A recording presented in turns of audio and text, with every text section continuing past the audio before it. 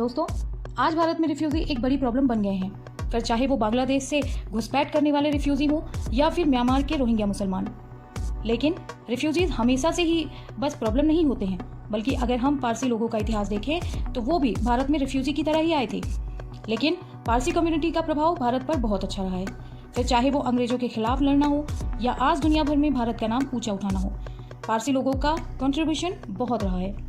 आज हम इस वीडियो में भारत के 10 सबसे चर्चित पारसी लोगों के बारे में बात करेंगे।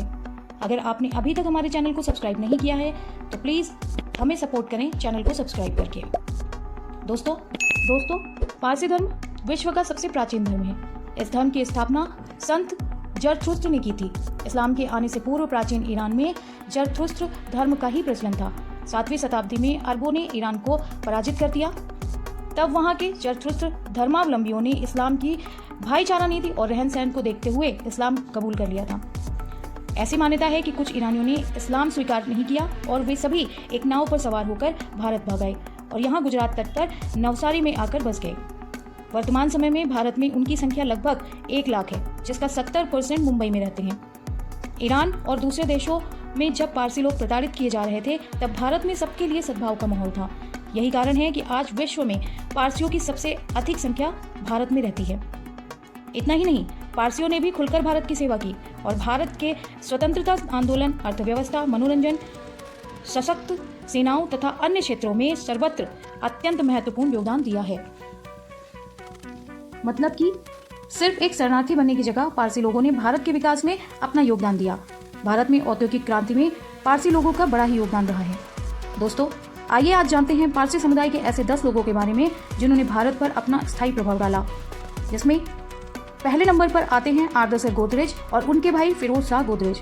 इन्होंने गोदरेज ब्रदर्स कंपनी की सह स्थापना की थी, जिसके बाद गोदरेज ग्रुप के नाम से इसे जाना गया। नंबर 2 पर आते हैं होमी जहांगीर भाभा। भारत के न्यूक्लियर प्रोग्राम के जनक और भारतीय परमाणु ऊर्जा के आयोग के पहले अध्यक्ष होमी जहांगीर भाभा थे। और नंबर 3 पर आते हैं जमशेदजी टाटा। जमशेदजी टाटा उद्योगपति थे। उन्होंने टाटा ग्रुप की कंपनियों की स्थापना की थी। नंबर 4 पर आते हैं हमारे रतन टाटा जी। रतन टाटा टाटा ग्रुप की होल्डिंग कंपनियों के पूर्व अध्यक्ष रहे हैं।